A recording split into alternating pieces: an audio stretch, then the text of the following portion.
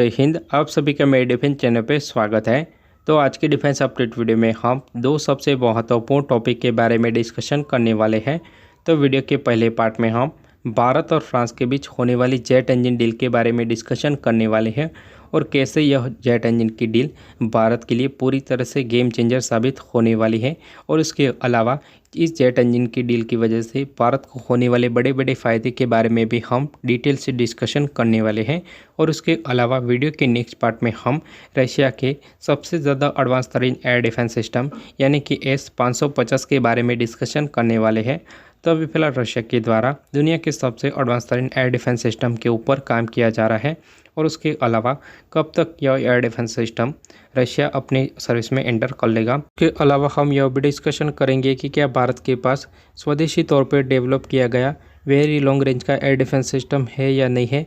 तो अगर आप मेरे डिफेंस चैनल पे नए हैं तो प्लीज़ मेरे डिफेंस चैनल को सब्सक्राइब करें, बेल आइकन दबाना ना भूलें और कमेंट सेक्शन में जय हिंद जय भारत जरूर लिखिएगा। और उसके अलावा अगर आपको मेरा डिफेंस के रिलेटेड कंटेंट अच्छा लगता है तो मेरे वीडियो को लाइक भी कर सकते हो। और उसके अलावा अगर आपको डिफेंस के रिलेटेड कोई भी क्वेश्चन हो तो आप अपना क्वेश्चन कमेंट सेक्शन में ज़रूर लिखिएगा, जिसका आंसर मैं अपने आने वाले वीडियो में दे दूंगा। तो आज के डिफेंस अपडेट वीडियो को शुरू करते हैं। भारत के द्वारा एक लंबे टाइम से जेट इंजनों के ऊपर काम किया जा रहा है। तो शुरुआत में भारत के द्वारा कावेरी जेट इंजन प्रोग्राम के ऊपर काम किया जा रहा था, पर जो कावेरी इंजन है वो भारत की रिक्वायरमेंट थ्रस्ट को प्रोड्यूस नहीं कर पा रहा था। और कावेरी इंजन में कई सारे इशू थे, जिसकी वजह से कावेरी इंजन प्रोग्राम को LCA प्रोजेक्ट से अलग कर दिया गया और भारत के LCA तेजस में GE का F-04 इंजन का यूज़ किया गया। उसके अलावा बात करें तो कई सारी वजह थी, जिसकी वजह से जो कावेरी जेट इंजन प्रोग्राम था वो पूरी तरह से फेल कर गया। पर भारत ने हार नहीं मानी और कावेरी इंजन का जो डेवलपमेंट था उसको चालू रखा। और अभी फ़िलहाल जो कावेरी इंजन है वो UCVA में तो लगने वाली है। और जो कावेरी इंजन है वो 45 से लेकर 50 किलो न्यूटन तक की थ्रस्ट को प्रोवाइड कर सकता है। और उसके अलावा बात करें तो GTRE का यह प्लान है कि आगे जाके इस इंजन को और भी ज़्यादा मॉडिफाई किया जाएगा। जो कावेरी जेट इंजन है वह भारतीय वायुसेना के फाइटर जेट के लिए तो कैपेबल नहीं बन पाया, जिसकी वजह से भारत ने अभी फिलहाल जो मॉडर्न ज़माने के फाइटर जेट है जैसे कि AMC तेजस मार्क 2 उन सब फाइटर जेट के लिए अमेरिका के साथ जेट इंजन की डील साइन की।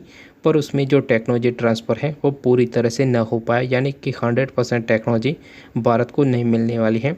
और उसके अलावा बात करें तो अमेरिका के द्वारा जो IP राइट है वह भी भारत को नहीं दिए गए हैं। तो ओवरऑल बात करें तो अभी फिलहाल भारत को एक जेट इंजन तो मिला है, पर उसकी टेक्नोलॉजी और IPR नहीं मिली है। जब तक भारत को 100% जेट इंजन की टेक्नोलॉजी नहीं मिल पाएगी तब तक भारत स्वदेशी तौर पे एक जेट इंजन को डेवलप नहीं कर पाएगा। और उसके अलावा अगर भारत अपने दम पे ही जेट इंजन को डेवलप करना चालू करता है तो मिनिमम 10 साल तो लग जाएंगे। पर अभी फ़िलहाल भारत को यह प्रॉब्लम सॉल्व करके देगा फ्रांस, क्योंकि अभी फ़िलहाल भारत और फ्रांस के बीच एक बहुत ही बड़ी डिफेंस डील साइन होने वाली है, जिसकी वजह से भारत की जो प्रॉब्लम है वो सॉल्व होने वाली है और भारत को 100% टेक्नोलॉजी भी मिलेगी और उसके अलावा भारत को IP राइट भी मिलेगा। अभी फिलहाल भारत को AMC मार्क 2 फाइटर जेट के लिए 120 किलो न्यूटन वाले जेट इंजन की तलाश है और इस फाइटर जेट की जो टाइमलाइन रखी गई है वो 2035 है। तो अभी फिलहाल 3 अलग अलग कंपनियों के द्वारा भारत को ऑफर दिए गए थे, जिनमें ब्रिटेन की कंपनी रोल्स रॉय, फ्रांस की कंपनी साफ्रॉन और अमेरिका की कंपनी GE। पर अभी फिलहाल फ्रांस के द्वारा जो भारत को ऑफर दिया गया है उसके बाद यह चीज़ कंफर्म हो गई है। और उसके अलावा भारत और फ्रांस के द्वारा जॉइंट स्टेटमेंट भी दिया गया है। फ्रांस की कंपनी साफ्रॉन और भारत का जो DRDO है वह मिलकर इस जेट इंजन को डेवलप करेगा और इस चीज़ का जो रोड मैप है वो इस साल के अंत तक बन के तैयार होने वाला है। और उसके अलावा बात करें तो ये जो जेट इंजन है वो भारत के AMC मार्क 2 फाइटर जेट को पावर करेगा। उसके अलावा बात करें तो इस जेट इंजन का उपयोग राफेल फाइटर जेट के अपग्रेडेशन में भी किया जा सकता है। तो इस इंजन की टाइमलाइन के बारे में बात करें तो डील साइनिंग के बाद 5 साल के अंदर इस जेट इंजन को बना लिया जाएगा।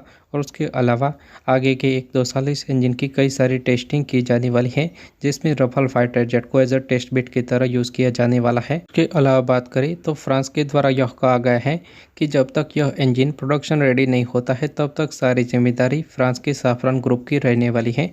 और उसके अलावा बात करें तो ये जो जेट इंजन है वो भारत के लिए पूरी तरह से गेम चेंजर कैसे साबित हो सकता है, अब इसके बारे में डिस्कशन कर लेते हैं। जेट इंजन से भारत को सबसे बड़ा फ़ायदा तो यह होगा कि भारत के पास 100% जेट इंजन की टेक्नोलॉजी आएगी और उसके अलावा भारत को IP राइट भी मिलेगी, जिसकी वजह से आगे जाके भारत इस इंजन को मॉडिफाई भी कर सकेगा। और इसके अलावा बात करें तो भारत अपने दम पे जेट इंजन को भी डेवलप कर सकेगा। इसके अलावा बात करें तो आगे जाके इस जेट इंजन का हाई बाईपास रेशियो वाला इंजन भी डेवलप किया जा सकता है, जो कि सिविलियन और मिलिट्री ट्रांसपोर्ट एयरक्राफ्ट में भी यूज़ किया जा सकता है। इसके अलावा बात करें तो भारत इन जेट इंजनों को किसी अन्य देश को एक्सपोर्ट भी कर पाएगा। और उसके अलावा इस जेट इंजन का सबसे बड़ा फ़ायदा तो यह रहेगा कि भारत जब अपने रफाल फाइटर जेट को अपग्रेड करेगा तब इन फाइटर जेट इंजनों का यूज़ रफाल फाइटर जेट में भी किया जा सकेगा। और उसके अलावा इस इंजन की खूबियों के बारे में बात करें तो इस जेट इंजन में कई सारी 6th जनरेशन की टेक्नोलॉजी आने वाली है।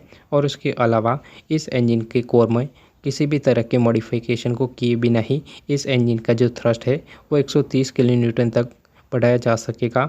और उसके अलावा यह फाइटर जेट जो इंजन है वो पूरी तरह से कैपेबल होगा AMC Mark II को पावर करने के लिए।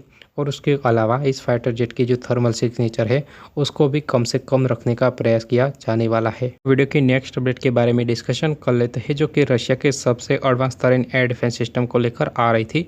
तो थोड़े टाइम पहले रशिया का S-500 एयर डिफेंस सिस्टम दुनिया का सबसे एडवांस तरीन एयर डिफेंस सिस्टम था। एयर डिफेंस सिस्टम की रेंज 500 किलोमीटर और यह air defence system 5th generation के स्टेल्थ फाइटर जेट को भी तबाह कर सकता था। और उसके अलावा लोअर ऑर्बिट के सैटेलाइट को भी बड़ी आसानी से मार गिरा सकता था। और इस एयर डिफेंस सिस्टम की रेंज 500 किलोमीटर थी और बैलिस्टिक मिसाइल के लिए 600 किलोमीटर रेंज इस एयर डिफेंस सिस्टम की बताई जा रही थी। पर अभी फिलहाल रशिया के द्वारा इससे भी ज़्यादा एडवांस तरीन S-550 के ऊपर काम किया जा रहा है। जो एयर डिफेंस सिस्टम है वो उससे भी ज़्यादा ऊपर के ऑर्बिट वाले सैटेलाइट को मार गिरा सकता है। और इसके अलावा रशिया का यह दावा है कि यह air defence system intercontinental ballistic missile को भी रोक सकता है। अलावा बात करें तो रशिया के द्वारा यह भी दावा किया गया है कि रशिया का जो S-500 और S-550 air defence system hypersonic missile तक को रोक सकते हैं। और ये जो S-550 एयर डिफेंस सिस्टम है वो 2025 की शुरुआत में रशियन फोर्सेस की सर्विस में शामिल हो सकता है।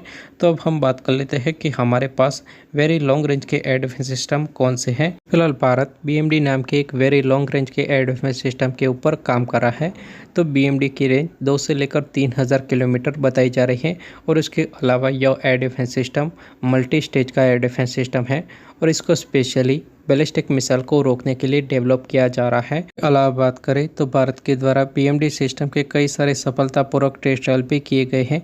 और अगर एक बार यह एयर डिफेंस सिस्टम बनकर तैयार हो जाता है तो भारत की जो फॉरेन एयर डिफेंस सिस्टम के ऊपर डिपेंडेंसी है वो बहुत ही ज़्यादा कम होने वाली है। तो होप आपको मेरा इन्फॉर्मेटिव वीडियो अच्छा लगा होगा। वीडियो अंत तक देखने के लिए धन्यवाद। जय हिंद, जय भारत। मिलते हैं अगले वीडियो में।